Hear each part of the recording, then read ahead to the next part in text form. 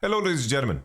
I have something that's been on my mind for a very, very long time, and I wanted to talk about it, and I want to get your thoughts and your opinions on it because, a lot of the things that I'm going to say are not necessarily tied to data, and it's more of, a feeling and something that is based on like anecdotal evidence and thoughts that I have surrounding, League of Legends and the esports ecosystem through my own experience. So I'm very, very fine with, being shown metrics and then being proven otherwise. But here goes nothing.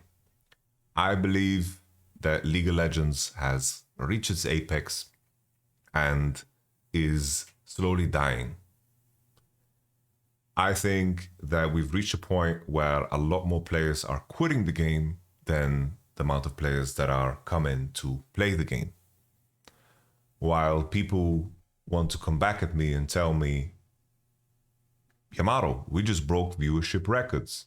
I think the person that watches esports, League of Legends in particular, I think that the disconnect in terms of the viewer and the player is just growing larger and larger because the viewing experience is a lot easier and digestible for a casual than, of course,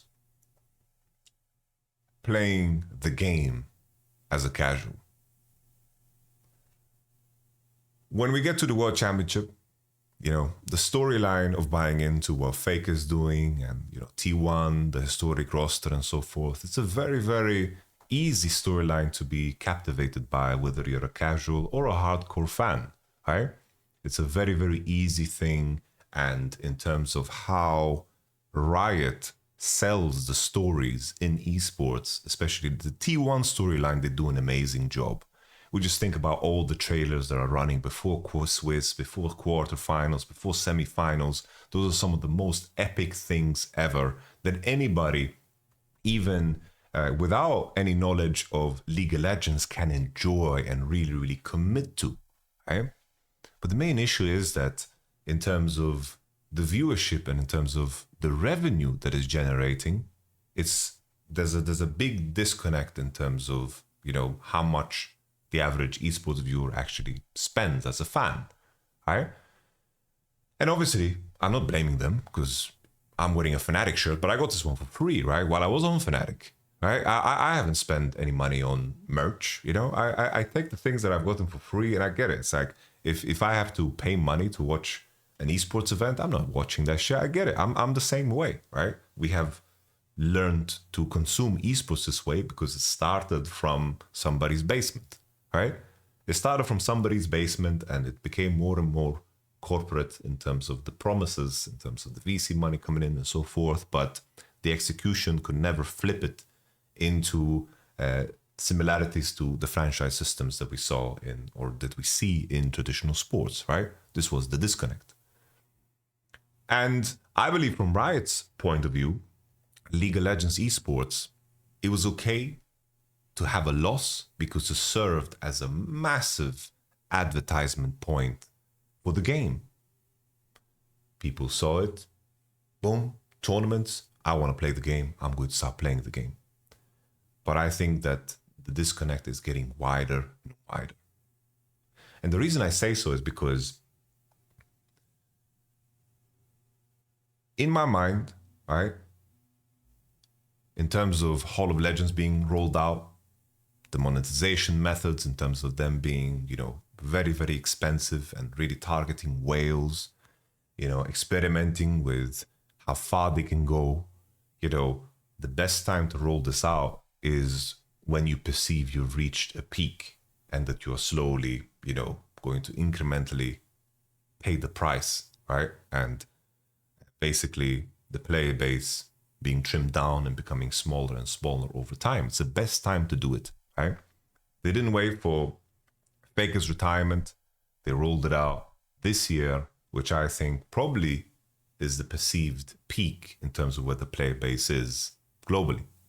Once again, I'm just guessing here. I'm just reading into all the information that I have available to myself. And I could be, of course, wrong. And the main problem that Riot faces, that any PvP game faces, so I sympathize with the problem, is that over time, after the entire player base pours billions of hours into the game, the standard for how well to play the game just gets higher and higher and higher. And that's the natural cycle of any PvP game. I remember my most fond memories with Overwatch was in the beginning, because everyone was bad.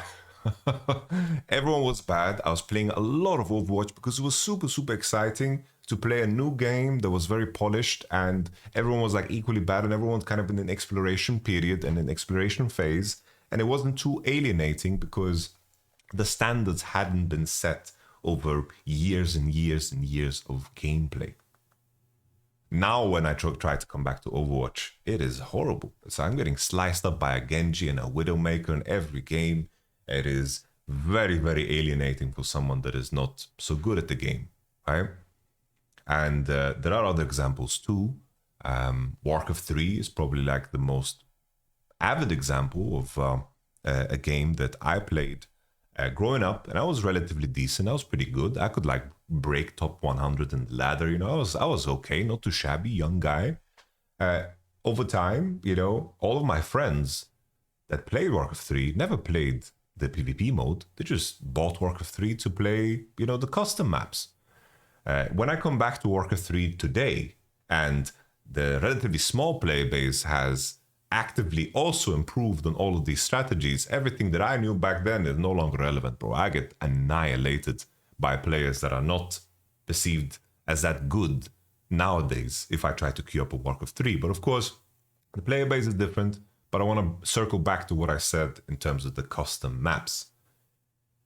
They basically gave everyone so many ways of playing Warcraft 3 to enjoy the IP and the characters and the orcs and the blade masters and all the voice lines. We played with those characters in so many millions of ways through custom games, which was very, very inviting to the casual, was very inviting to mix the casual and the elite player level skilled players to play together somehow. And I think that is the crucial thing. That is such a crucial thing, because if there is no ways as a casual to engage with League of Legends, then the casual will flee that experience, plain and simple. There's no ways for skilled players to play with their unskilled friends. There's also a disconnect there, because ideally you'd find ways to play together. And in my mind, my biggest hope is that Riot Games recognize this and they make a massive, massive push for new, innovative ways of playing League of Legends.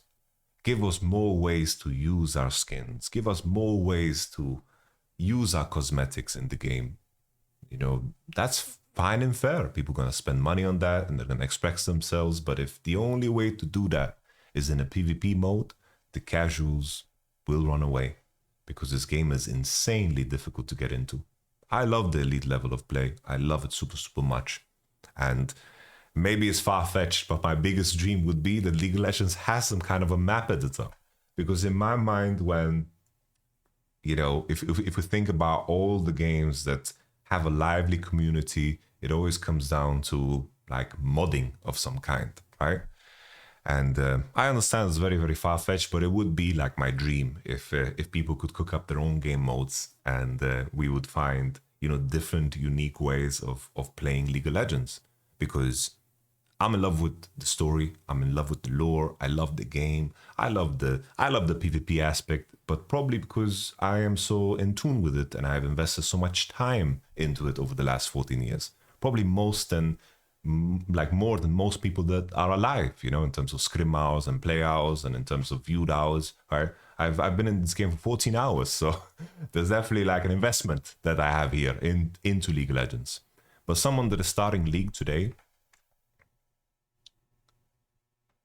that must be just such a mountain to climb.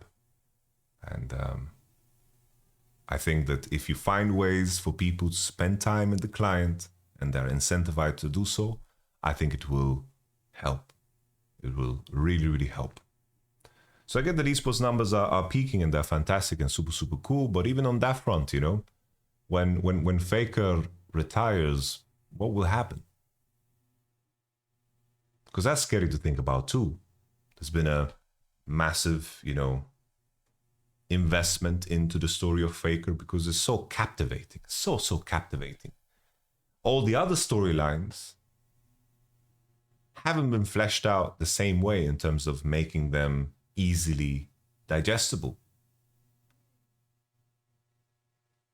Because it requires a bit of an investment on your part to understand the nuances of the story of, you know, some of the players that have been at the World Championship, you know. Some even the simpler stories of like Chovy and Knight, these are stories that often get misrepresented. They are chokers when there's so much more to League. But I get it, right? We all consume content in a very, very different way. We consume entertainment in a very, very different way. The example that I always go to is that the way I consume Formula One is the direct opposite of how I consume League of Legends. I watch Drive to Survive. I don't want to spend more time. I want it very easy, digested, like a bird feeding its child, you know, just spitting into the food into their mouth, you know, like I want it so easily and so dumbed down because I don't want to invest time nor effort. And most of the time, you know, people don't have hundreds of hours to invest into League to understand the nuances of Korea's map movements or why certain champions are doing this and this. It's very surface level. Oh wow, this champion is so strong. This guy is the best. This guy is the worst, because that's just a very easy way of consuming entertainment, and that's perfectly fine. That's a good thing. That's a good thing when casuals are engaged with, of course, esports. I think that's a very, very good sign. But are casuals engaged with the game?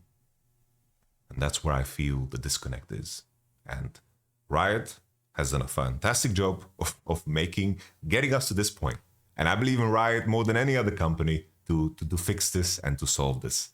Because I was a World of Warcraft player. And don't get me started on World of Warcraft. You know? It's like World of Warcraft the same way. We were a household of 3.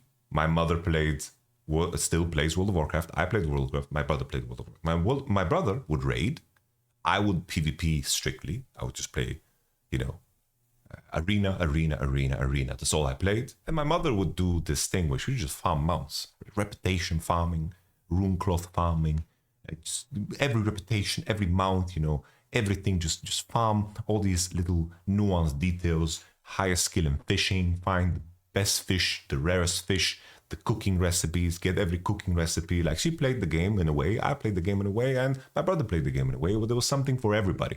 Obviously, World of Warcraft died for many, many reasons. I'm not going to open that Pandora's box here because this video will be endless. But, you know, there was the tipping point, you know, where Wrath of the Lich King was the peak. And even then, you know, the signs were there already with Cataclysm and Mists of Pandaria and how everyone was so unhappy with the direction. And I think that we are now in the Wrath of the Lich King era of League. And I'm hoping and praying that Riot keeps the momentum going. Because obviously, it's like the IP is insane. Arcane is just insane, right? Arcane is super, super hype. The fighting game coming out is super, super hype. But I do think that they need to really capture the momentum of League and keep going with it, you know? Because I do think that they are sitting on a damn goldmine. But maybe my concerns are for nothing, but I just kind of wanted to talk into the camera, into my mic, and get my thoughts out. Tell me what you think. Tell me your thoughts. I would appreciate to hear them out. Give me some different perspectives. Let me know what you think in the comments below. All the best to you. Bye-bye. All right, pressing stop recording. There we go. Bye-bye.